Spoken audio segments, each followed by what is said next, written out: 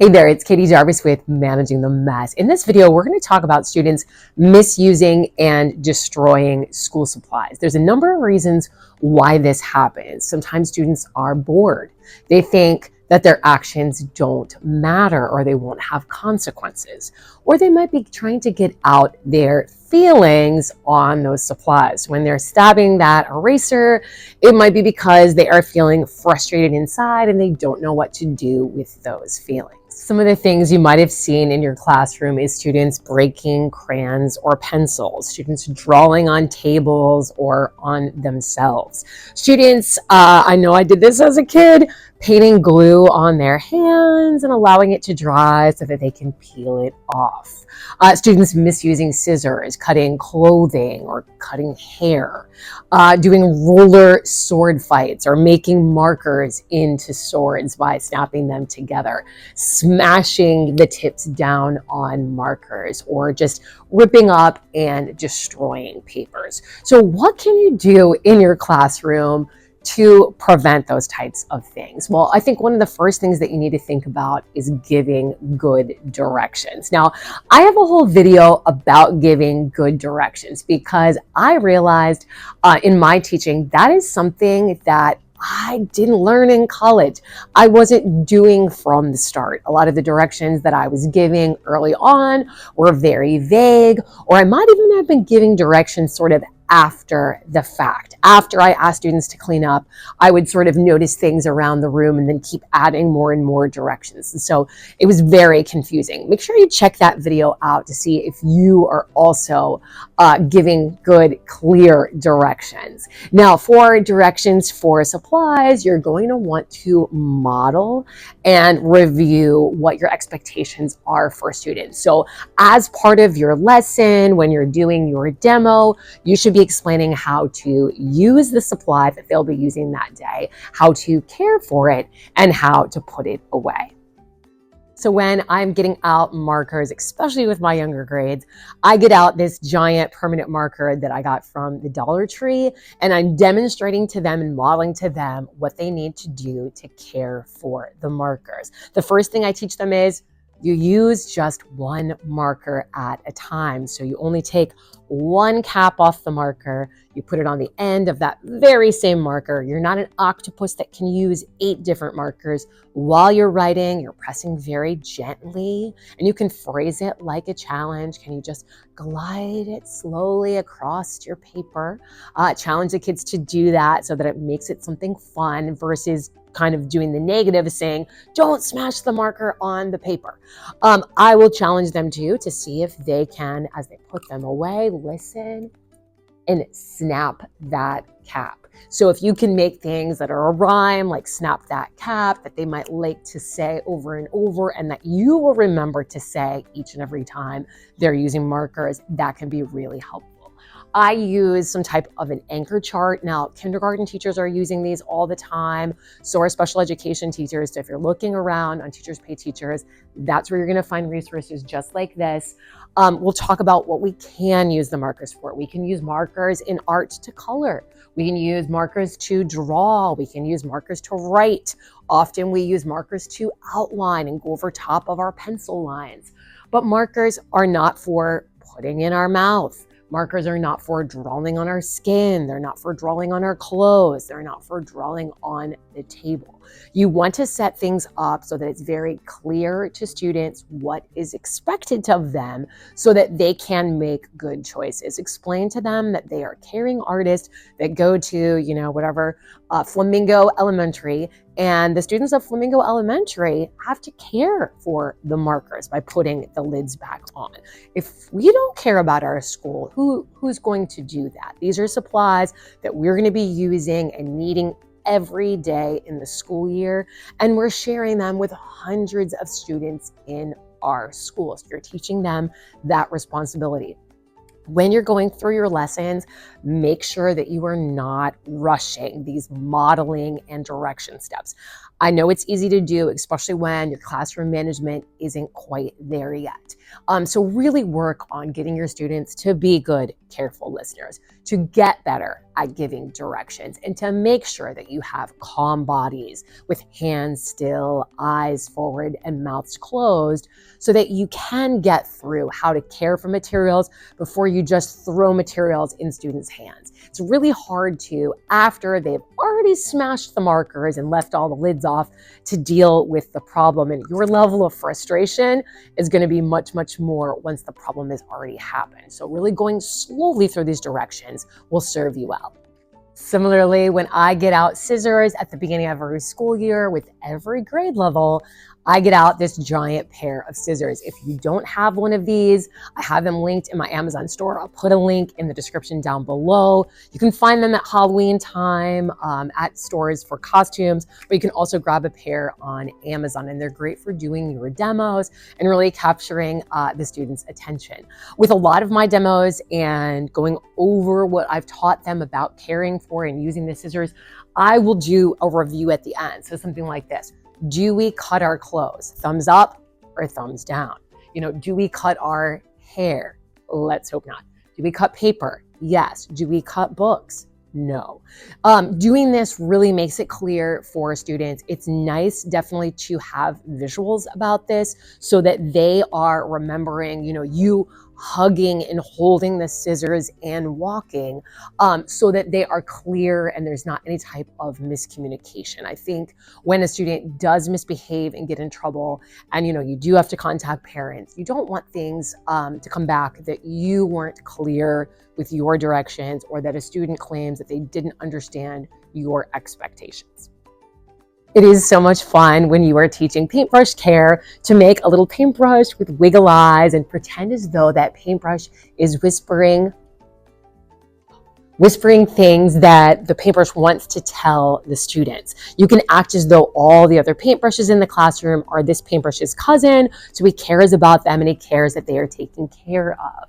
Share with your students that the paintbrushes like to be rinsed in clean water, and so they're to dip them in that water cup and swirl them around, and it makes them laugh and giggle. You show them how to wipe the paintbrush on the side of the cup or wipe it on a paper towel, not to shake the paintbrush like a dog drying off, or it's going to give the paintbrush a headache. It's going to make polka dots on your artwork, on your clothes even, maybe on your friend's artwork.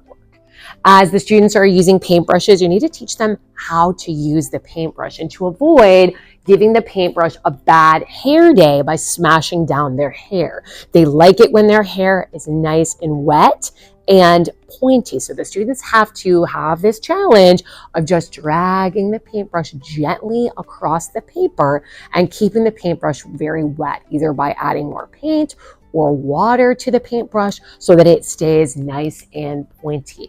When students are painting, you want to emphasize, are they going to be like the rabbit or like the turtle? And refer to that story of the tortoise and the hare. In reality, in art, the students that do the best painting with the paintbrushes are actually the ones that go slower. When you hang up the artwork in the hallway, you really can tell which students were turtles and which ones were rabbits.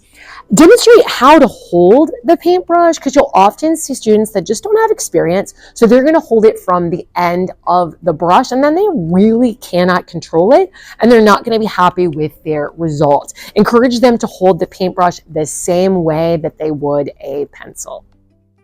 Something else you'll want to focus on is making sure that you are keeping your students busy, that they always have tasks that they need to be doing, and that you are encouraging positive behavior. Now, I have a whole video about that. I'm going to be sure to link it in the description down below. It's one of my most popular videos. It's one you're really not going to want to miss. Some of the main takeaways that I have found in my classroom to encourage positive behavior is to have class happy and sad points. So there's something that the whole class is working toward, errors, and we're really focusing on the positive there and pointing out when the class is taking care of supplies and is working together.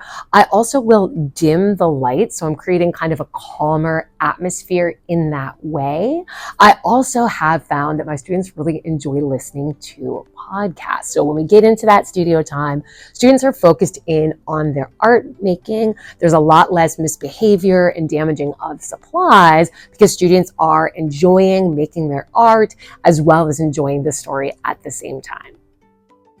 Another proactive thing that you can do is make sure that you are selecting age-appropriate materials when you're ordering and pulling supplies out for lessons. Part of the reason that some of your supplies might be getting damaged is you're just using them with the wrong grade levels. An example in my art room is I order the ultra fine point Sharpies, so it looks just like a pen tip.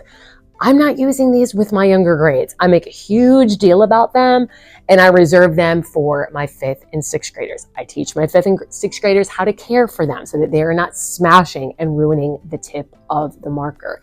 If they are somehow misusing and pressing too hard with these, I'll trade it out for a regular Sharpie or a washable marker. Glue. I have found in my elementary art room that it's not that students are trying to destroy the bottles just aren't that good. Students easily get frustrated, and you know how it goes. They start sticking things like pencils and scissors into the tip, or completely removing the lid because they can't get the glue out. What I've started doing that I feel like is a little bit more appropriate for their age level is putting the glue, just straight up Elmer's glue, into these little glue jars. The brand is Coloration. It has a little brush built into the lid, similar to nail polish. You do have to refill them from time to time, and whenever I do refill them, I put Vaseline or petroleum jelly on the rim to avoid the glue kind of clumping and sticking there, so it's easy for students to open and close. With my kindergarten students, we'll do projects where we're outlining. They're just developmentally, many of them, not at the place where they're not applying a lot of pressure when they are drawing. So when we're doing some outlining, I will pull out the large size, chunky, what you might think of as the preschool crayons. These are breaking then a lot less in my art room because the material itself is stronger. The students are trying their best, but some of those smaller, thinner crayons, they've been breaking more often, I know, in my art room lately, just due to the crayon quality, not really due to student misuse. So that's something also to consider, that you are getting quality materials for your students to use so that they're not just damaged by regular use. Think about it, hundreds of students are using those materials. So the best supplies that your budget can get is definitely what you want to go for. One thing that you'll want to do is make sure that you're always keeping your students busy. So you're planning fun, exciting, engaging projects. You're making sure that the cleanup directions are clear so that everybody has a role and they are busy moving in a structured way during the cleanup. As my students line up, I have a video about this, but they play a game. So students are engaged. They're not bothering things and damaging materials on the countertops that are set out for other classes. I'm a big fan of organization in the art room. I have found that being organized makes my job easier. If I've got systems and routines for how the supplies are going to be kept, and I teach that to my students, they will just run the art room for me and show care for those materials. Now, something I've always avoided are table caddies. Some art teachers will have a bin that they keep on the table with things like glue sticks and pencils and crayons and erasers that they are using very frequently.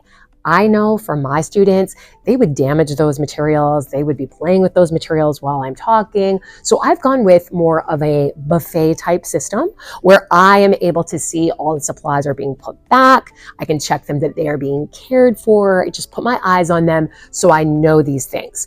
I have 2 hacks for you for a material that I know gets damaged and lost a lot in the art room, and that is erasers. So just like many other art teachers do, I cut my erasers in half, just helps them to last longer, but you get 2 erasers for 1.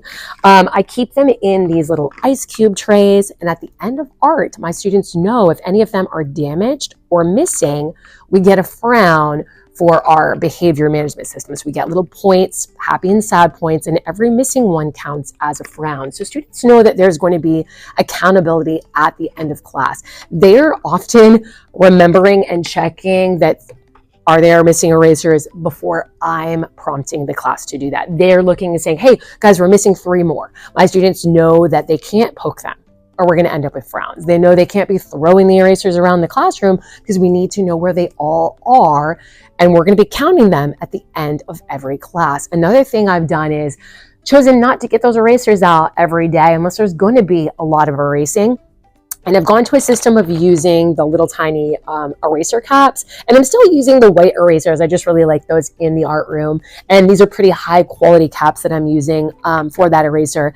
Taking just a couple drops of Gorilla Glue, and I played around this for a while in my art room, and I found that this little pen of the Gorilla Glue worked best. I could just put like 2 drops into the eraser cap and then glue it right onto the pencil. Now, I didn't just throw these into the wild and see if they survived because I know they probably wouldn't, okay? I know students would like eat these, pull on them, make it their life's mission to get them off. But I definitely taught my students, hey, these are white erasers. We don't want to touch them and get them all dirty. We don't want them to fall off because we need them as a tool. So yes, the erasers are glued on there, but no, you should not be touching them. A glue stick is only good if it has a lid. So one thing that I have done is stored my glue hats, as I call them, these little extra lids right next to my glue sticks. So my students know if they cannot locate the lid, they can just come up and find an extra one. We never have to throw them out because they're dry, because students are always able to find a lid. I do this same thing with my markers, my Sharpie ones, and my colorful markers. So students are always able to help if they find something without a lid. A big part of teaching students to care for the materials is having some accountability, having some follow-up, and there are going to be consequences.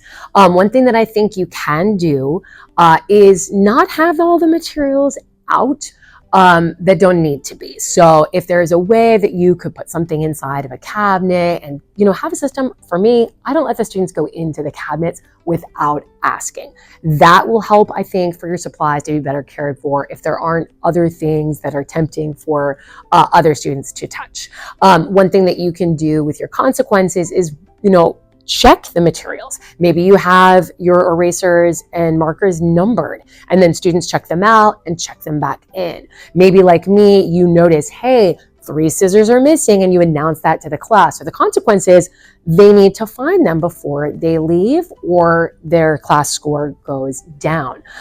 If you see a student misusing supplies, like they are running with the scissors, please go back and try that again. Show me how we hug the scissors and walk with the scissors.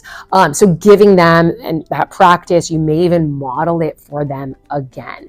When I am disciplining a student about caring for materials, it's going to be after I've already taught that. So within my lesson, if I clearly taught how to care for a paintbrush and a student is misusing it, I give them one free friendly reminder where I redirect them, and I might even, demonstrate for them again what it looks like to give that paintbrush a good hair day and not to smash their hair and give it a bad hair day. And it can also be done by just kind of reminding the whole class about that. Now, when I'm giving a second directed warning to a student about misusing materials, this is often when I will maybe trade out that material. Hey, this is the second time that you were pressing too hard with your paintbrush and you're putting a hole in your paper. We're going to switch over to crayons and see if that is more successful for you. When that is happening, when a student is receiving 2 personalized reminders about caring for the supplies, that's when I would note it on my art support report. Now, I use this for all behaviors. I use this if a student's going to the clinic, if they left early, if somebody lost a tooth, like all the things a teacher might need to know that happened in art go onto this little paper. Now, I have this over on Teachers Pay Teachers. It's not because they're going to be in trouble with a classroom teacher, but it's so that we can all encourage that student to do better the next week. And I'm noting how I took care of the issues. So I'm saying, it didn't work out for the student painting. We gave them 2 warnings about the paintbrushes. They switched over to crayons. So if that student goes home and they're very upset about this and they tell a parent, the parent contacts the classroom teacher first. The classroom teacher already knows what happened in art, and they can kind of fill in and explain for you. If somehow it gets to a 3rd warning, my students are no longer allowed to make art. Let's say they get those crayons and they start breaking the crayons because they're frustrated that they're not painting. Well, that's when students would have to go to the take a break spot. I'm definitely noting that timeout on my note to the teacher, but at that point, then I'm also contacting home. So this is something that my students see me giving these 1, 2, 3 warnings all the time to students. They see there being consequences, that I am contacting home, that I am communicating always with that classroom teacher, and that I am upholding the standards of how we're going to care for the materials. That encourages everyone to do a better job. It doesn't feel good to a student if you are not in control of the art room and there is just chaos. It also doesn't feel good. There's always sweet little nice children in your classroom that are not hurting the erasers. So if you find, a couple of erasers are stabbed and you're screaming and yelling at the whole class and you're frustrated and mad at everybody, they're just sitting there wishing that they could be anywhere else but in your art room. So make sure that you are focusing as much as possible on the positive of all of you working together. This is your school. You need to care about it or no one else will. And that it's a community. This art room is a space where we are sharing lots of materials. We're having lots of fun. And to do that, we have to take care of the art materials. The pencils and the crayons that we use today are going to be the same ones that we use at the end of the school year. So we really do need to show them care. Thank you so much for watching this video. I sure hope it was helpful to you. Here's the video that I hope you'll watch next.